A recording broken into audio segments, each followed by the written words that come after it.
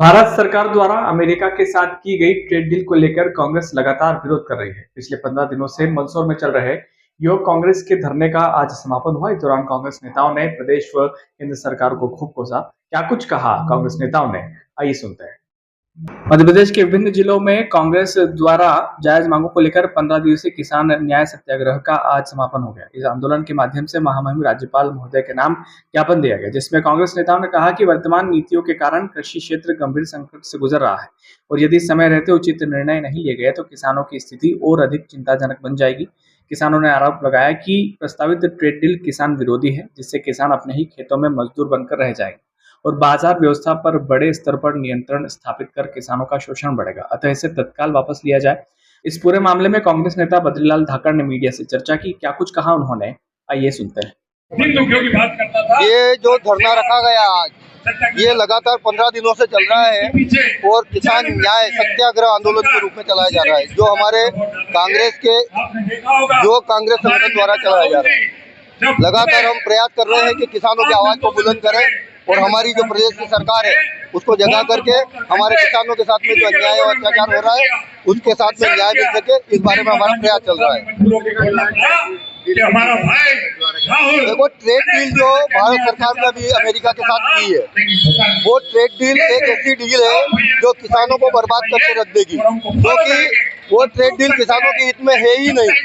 उसमें जो trade deal में जो शर्तें तय हुई है, भारत का किसान केवल उत्पादक रह जाएगा, उसकी कीमतें तय होगी अमेरिका में बेच करके। भारत का किसान अपनी जमीन का मालिक नहीं बच पाएगा, अडानी अंबानी मालिक बन जाएंगे और किसान अपनी ही जमीन पर केवल मजदूर बन के रह जाएगा और उसको तबाह और बर्बाद कर दिया जाएगा और भारत की कृषि को चौपट कर दिया जाएगा।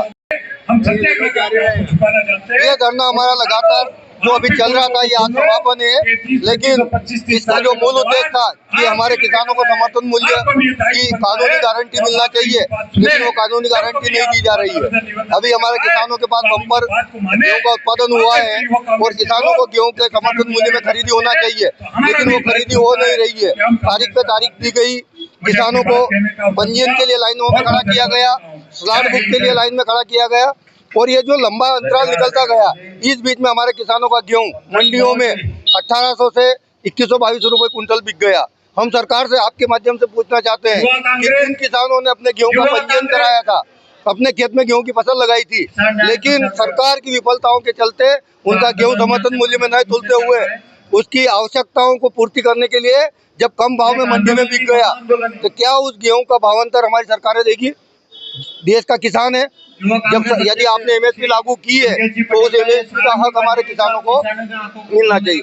मंदसौर जिले के अंदर भी एक चीज और हो रही है बहुत बड़ी, भारतीय जनता पार्टी द्वारा। कलेक्टर महोदय बहुत जागरूक प्रशासनिक अधिकारी है, उनसे भी हम आपके माध्यम से ये संदेश देना चाहेंगे कि ये मई जून में लगाया गया ट्यूबवेल खनन यदि रोक है तो जिले के अंदर कई ट्यूबवेल खनन अभी चल रहे दुगने तीन गुने, क्या उनका भौतिक सत्यापन कराएगी और यदि ऐसा पाया जाता है क्या उनके ऊपर कानूनी कार्रवाई होगी, और यदि नहीं हो सकता है तो हमारा प्रशासन भी भारतीय जनता पार्टी का दलाल के रूप में काम कर रहा है, ये समझा जाएगा और हमारी किसान कांग्रेस और कांग्रेस के सभी संगठन मिलकर के इन समस्याओं को आगे उठाने के लिए उग्र आंदोलन खड़ा करेंगे। एक चीज और बताना चाहूंगा, हमारे किसानों को अब खाद सरकार के पास पैसा ही नहीं है, अब वो इसी सिस्टम से देना चाहेंगे कि किसानों को गिनती का खाद देंगे और यूरिया खाद की जैसी व्यवस्था कर दी इन्होंने कि केवल सेंटर में ही खाद देंगे। जब कृषक सहकारी समितियां गांव स्तर पर बनी हुई है और ये सरकार की समितियां हैं, तो इन समितियों के माध्यम से यूरिया खाद की सप्लाई क्यों नहीं की जाती है? क्या किसान हमेशा लाइन में ही रहेगा? खाद लेना हो तो लाइन में खड़ा हो जाओ, बीज लेना हो तो लाइन में खड़ा हो जाओ, पंजीयन कराना हो तो लाइन में खड़ा हो जाओ। ये क्या व्यवस्था बना रखी है? इन सरकारी सोसाइटियों के माध्यम से यूरिया खाद की सप्लाई की जाए, नहीं तो किसान कांग्रेस और सारे संगठन मिलकर के उग्र आंदोलन खड़ा करेंगे और सरकार को किसानों के हित के सारे मुद्दे मानने के लिए बाध्य करेंगे।